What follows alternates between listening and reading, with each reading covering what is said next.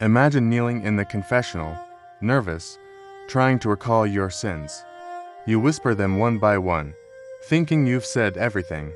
Then, suddenly, the priest looks at you and gently says, "You forgot something." This was a common experience for those who confessed to Padre Pio of Pietrelcina. Born Francesco Forgione in 1887, Padre Pio became one of the most extraordinary mystics in the history of the Church. Known for his stigmata, his bilocation, and his deep prayer life, there was another gift that left people speechless: the ability to read souls. Thousands came to him from all over the world seeking forgiveness, but many left his confessional shaken and transformed. They would enter thinking they were just speaking to a man. They would leave knowing they had encountered God's justice and mercy. Padre Pio's confessional was no ordinary place. People would line up for hours, sometimes days, just to confess to him. It is said that he could spend more than 16 hours a day hearing confessions. His spiritual insight was so sharp that he often stopped penitents mid-sentence. He would say, "Do not lie to God," or "You forgot this sin." Some people tried to test him, deliberately omitting sins to see if the stories about him were true. But Padre Pio would reveal details of their lives that only they could know. One man once confessed his sins, but intentionally left out an affair. Padre Pio looked at him and said, "Go back to the woman you abandoned, and make things right with your family." The man left the confessional trembling and converted completely. Others came out of curiosity, not faith. They expected superstition or spectacle, but instead encountered holiness that exposed every hidden shadow in their hearts. Padre Pio used this gift not to humiliate, but to heal. He reminded each soul that God's mercy is endless, but it cannot touch a heart that hides from the truth. This gift of discernment wasn't limited to confession. Even outside the confessional, Padre Pio would address people by name before they introduced themselves.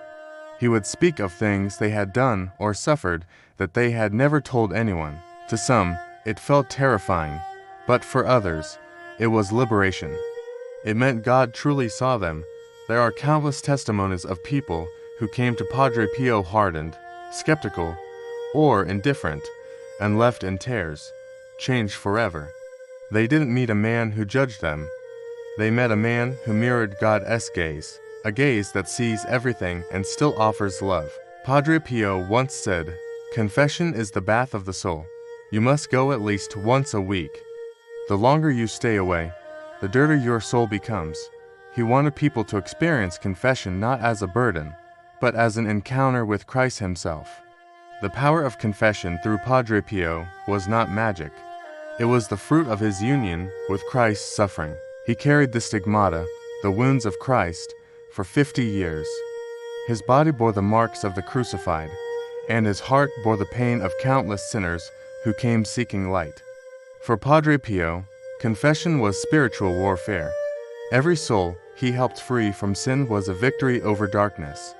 He once said that the devil especially hated confession because it destroys pride, the root of all sin. Even now, long after his death, people still experience conversions through his example.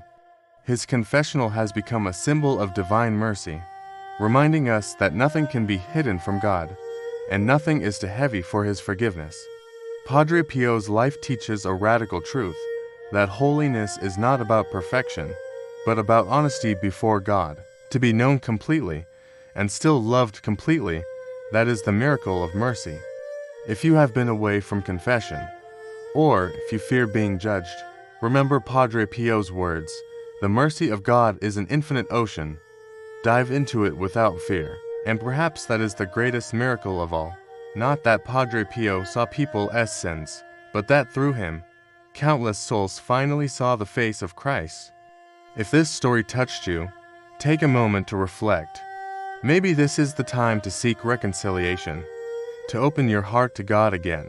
And if you want to keep exploring the lives and miracles of the saints, subscribe to this channel and join this journey of faith and mystery.